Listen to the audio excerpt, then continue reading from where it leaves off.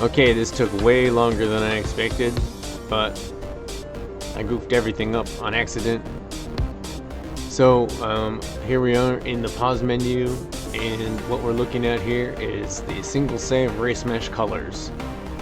So previously on the main menu, going back to the main menu,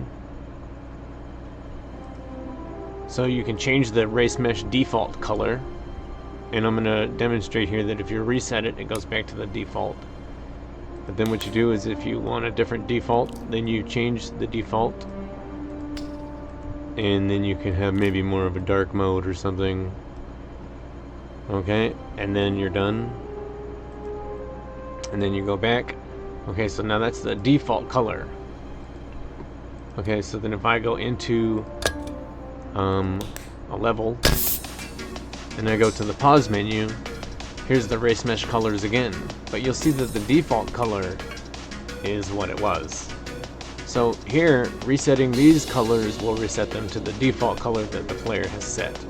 And then if you change these colors and then you leave, okay, no, I didn't leave, but so then if I leave and then I come back,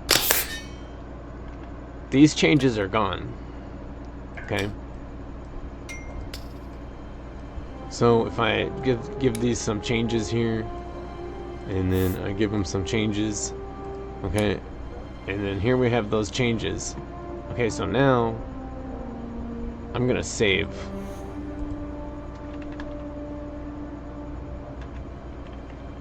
And there's no checkpoints or anything like that, but here I saved it. Okay, so then if I go back here and if I reset all these colors, they go back to the defaults that I set. Not back to the regular defaults. To set it back to the game defaults, you have to go back to the main menu. But so then let's say I built a race and I want my colors for those checkpoints to be consistent one race to another. So then I can just go, and then if I load, okay, so really quick, we'll look at what these look like real quick. And then if I load my test colors, let's say I had hoops everywhere.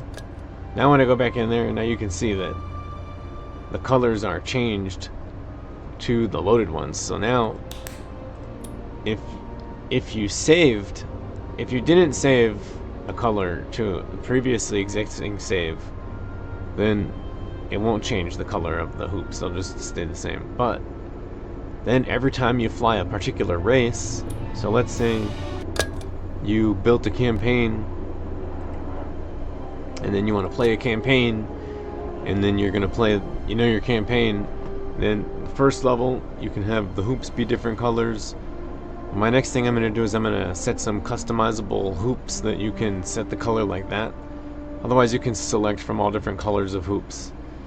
But there will be some that you can do the same thing as the race mesh colors too for some of the hoop skins.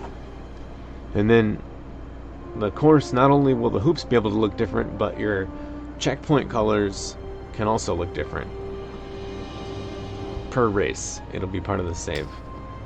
And so I'm gonna go posting that right about now. And then yesterday, I posted already, so this is already up there, that instead of having only the drone have its own hoop generator level, now there's a hoop generator level for all of the different vehicles. But I talked a lot about this on my update discussion. The random hoop generator does not necessarily work equally for all vehicles. So here you can see that there's just a landing pad out here in space, and there's nothing else around. So for the, and then of course you're gonna fall. So one of the features of the random hoop generator is that when you spawn the rings, it'll add them all to a race, and for the space vehicles it'll automatically rotate the reset location to look at the first hoop.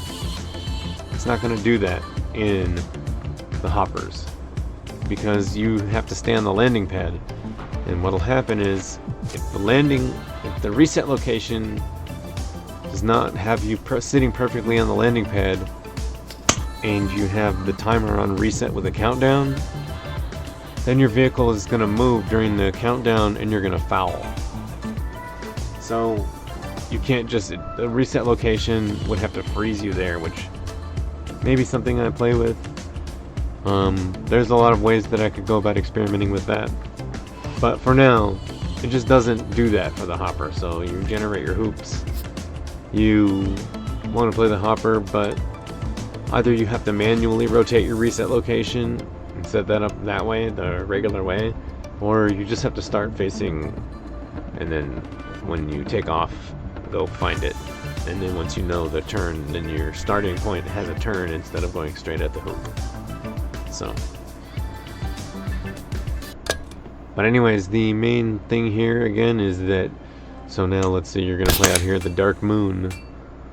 Okay, so now your environment is a different set of colors, so you might want different colors on your race mesh to either make it easier to see, or for the fashion of your, you know, you have a witty name that you saved your course as, and you have a really interesting layout of hoops, and when you place your hoops you want to use different looking checkpoints.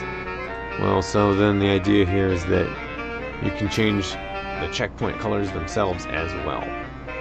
And then just to review the other color changers, you can actually change the colors of the vehicles. So now you can change the colors of the vehicles to be whatever you prefer.